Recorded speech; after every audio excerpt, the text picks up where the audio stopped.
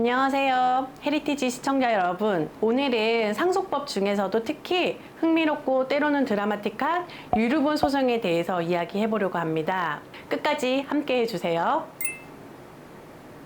유류분 제도는 상속 재산의 일부를 법정 상속인에게 최소한으로 보장을 하겠다라는 제도입니다. 돌아가시는 분이 유언으로 자기의 재산을 마음대로 분배를 하려고 해도 아무것도 받지 못하는 상속인은 없게 하겠다라는 것이 유류분 제도의 취지이고요. 그래서 법정 상속 지분의 일정한 비율만큼은 꼭 상속인에게 보장을 해주겠다라는 것이 유류분 제도입니다. 자, 보통 자녀 아니면 배우자 또 부모, 직계 존속인 경우에는 법정 상속 지분의 2분의 1만큼 유류분 제도로 보장이 되고요. 최근에 헌법재판소의 불합치 결정이 있었지만 아직까지는 형제 자매인 경우에는 3분의 1까지 유류분으로서 보장을 받을 수 있습니다.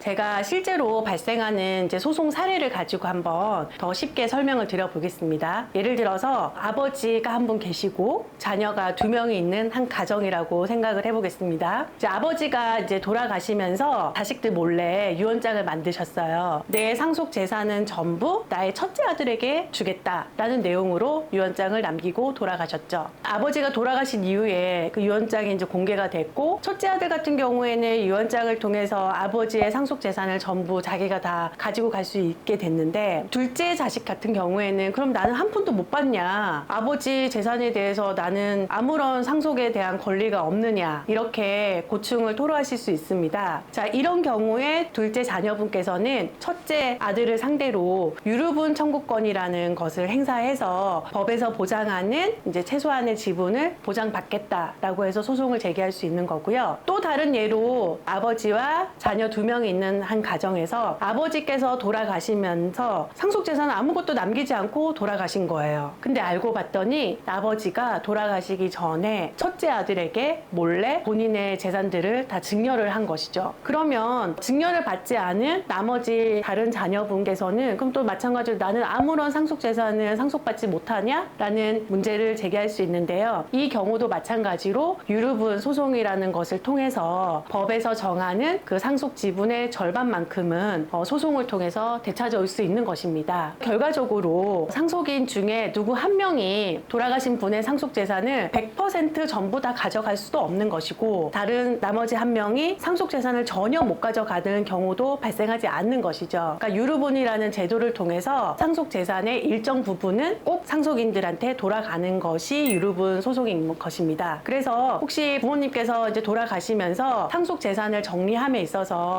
좀 이상하다 하는 부분이 있으면은 상속 재산을 좀 조회를 하셔가지고 그 전에 다른 형제분들께 혹시 생전에 증여된 게 없는지, 아니면은 유언장을 통해서 또 내가 불이익을 받는 그런 또 내용이 없는지를 잘 살펴보시고 유류분 청구 소송을 할 수 있는지를 법률 전문가의 도움을 통해서 판단하셔가지고 소재기 여부를 결정을 하셔야 되는 것입니다.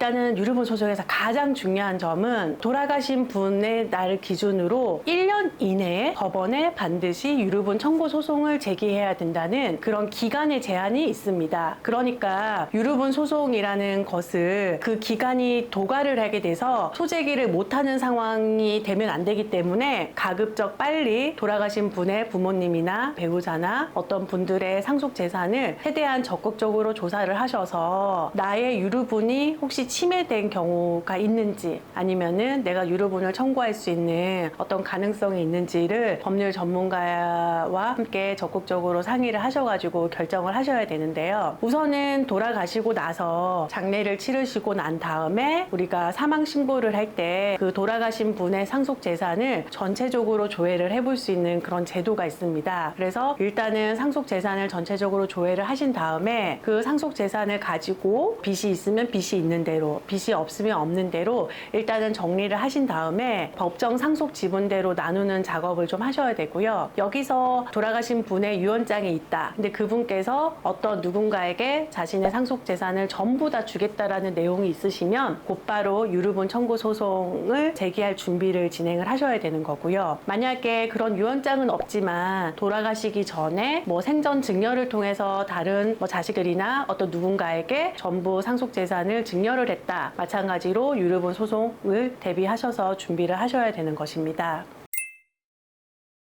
만약에 이제 돌아가신 분이 아파트를 큰아들한테 전부 상속한다라는 유언장을 남겼다고 가정을 해볼게요. 그러면은 유류분을 청구하는 사람은 우선적으로 원칙은 원물 반환을 청구할 수 있습니다. 그러니까 법정 상속 지분의 절반에 해당하는 지분만큼 아파트에 대해서 지분 이전 등기를 청구하는 그런 소송을 제기할 수 있는데요. 만약에 아파트가 뭐 팔렸다, 아니면은 세입자가 들어와서 임대차 보증금이 걸려 있다, 뭐 이런 경우처럼 지분으로 이전할 수 없는 경우에는 가액배상이라는 이제 예외가 인정이 됩니다. 그러니까 금전으로 그 지분만큼을 평가해서 우리가 돈으로 반환을 받을 수 있는데요. 여기서 가액배상, 그러니까 돈으로 반환받기 위해서는 또 어떤 그 가치를 우리가 평가를 해야 되는 것이죠. 이제 유류분 청구 소송을 제기하면 법원에서 감정인을 지정을 해주게 되고요. 그 감정인이 아파트에 대한 가치를 평가한 다음에 그 평가된 금액을 가지고 유류분 지분을 계산해서 내가 얼마만큼의 금전적인 돈을 반환받을 수 있는지 이제 계산이 되는 것입니다. 근데 이제 이 가치 평가라는 것은 원물 반환 기준일 때는 아버지가 돌아가신 날을 기준으로 해서 가치가 평가가 되는 반면, 그러니까 가액 배상을 하는 경우에는 사실심 변론 종결일을 기준으로 가치가 평가가 되는 것이기 때문에 우리가 보통 유류분 청구 소송이 들어가서 사실심 변론 종결시까지는 그래도 대략 한 1년에서 또 길게는 2년 정도 걸릴 수가 있습니다. 감정 평가를 받고 하는 과정들이 그래도 단기간에 이루어지지는 않기 때문에 대략 1년에서 2년 정도를 본다면 아버지가 돌아가신 날 기준에서 1, 2년 정도 아파트 가격이 상승을 할 수가 있어요. 그러면은 그 상승된 그 가치를 가지고 유류분 지분을 계산해서 금전적으로 이제 반환을 받을 수 있는 것이죠. 자, 우리가 살면서 소송이라는 것을 가급적 법원 근처에 안 가는 게 좋잖아요. 그렇지만 또 상속이라는 문제는 꼭 한 번쯤은 겪을 수 있는 문제인 거고, 더 나아가서 상속재산 분할과 관련된 어떠한 소송을 법원의 도움을 통해서 해결해야 되는 경우가 발생할 수 있습니다. 자, 이럴 때는 적극적으로 가까운 법률 전문가의 도움을 받으셔서 상속재산 문제와 관련돼서 어떻게 가장 현명하게 풀 것인가를 함께 논의하고 대처를 하시면 그래도 우리가 모두 좀 행복할 수 있는 결론을 얻을 수 있지 않을까 생각해 봅니다. 자, 오늘은 제가 유류분이라는 제도를 가지고 쉽게 설명을 드리기 위해서 여러 가지 사례들과 함께 말씀을 드렸는데요. 꼭 한 번쯤은 유류분이라는 거 한 번쯤 공부를 해보시고요. 유류분 소송에서 가장 중요한 포인트는 돌아가신 분의 돌아가신 날 기준으로 반드시 1년 이내에 법원에 소송을 제기해야 된다. 1년이 도과를 해버리면 소송을 제기할 수가 없기 때문에 꼭 1년이라는 기간을 명심하시고 유류분 소송이라는 것을 제기해야 되는 상황이 됐다라고 하면 가급적 빨리 적극적으로 대처를 하시기를 부탁드리겠습니다. 자, 그러면 다음 시간에도 상속과 관련돼서 더욱더 재미있고 유익한 내용 가지고 돌아오겠습니다. 감사합니다.